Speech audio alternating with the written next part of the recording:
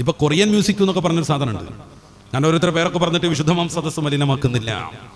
7 പ്രധാനപ്പെട്ട പാട്ടുകാരുണ്ട് അവിടെ. അക്കാലത്ത് ഒരു പാട്ട് നിർത്തിയിട്ട് ആരാധകരെല്ലാവരും പ്രക്ഷോഭവും ദുഃഖവും കരച്ചിലും പിടിച്ചിലും ഒക്കെ ആയിരുന്നു.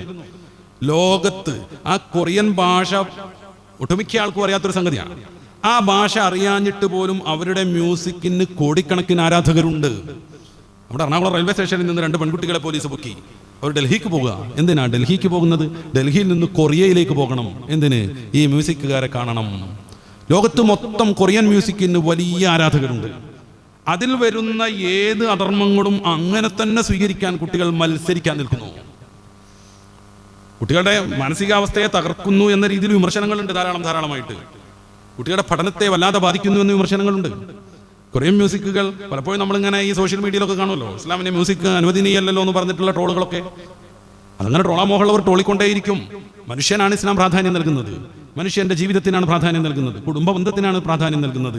മക്കൾക്ക് വേണ്ടിയും ഭാര്യയ്ക്ക് വേണ്ടിയുമുള്ള അധ്വാനത്തിനും ഊർജ്ജസ്വലതക്കും ശ്രദ്ധയ്ക്കുമാണ് പ്രാധാന്യം നൽകുന്നത്. സ്വാഭാവികമായും അതിൽ നിന്ന് മനുഷ്യനെ തടയുന്ന എല്ലാ സംഗതികളെയും ദൂരേക്ക് മാറ്റിവെക്കാൻ മതം പറയും. അത് മതത്തിന്റെ നല്ല ശീലമാണെന്ന് മനസ്സിലാക്കുക. ഇതിനപ്പുറം ഒരു ലോകമുണ്ടെന്നും അവിടെയാണ് അനന്തമായ ജീവിതമെന്നും മതം പഠിപ്പിക്കുന്നു. അങ്ങനത്തെ വിശ്വാസിയോടാണ് മതം പറയുന്നത്, നിന്നെ മലിനമാക്കുന്ന, നിന്നെ ഊർജ്ജസ്വലതയിൽ നിന്ന്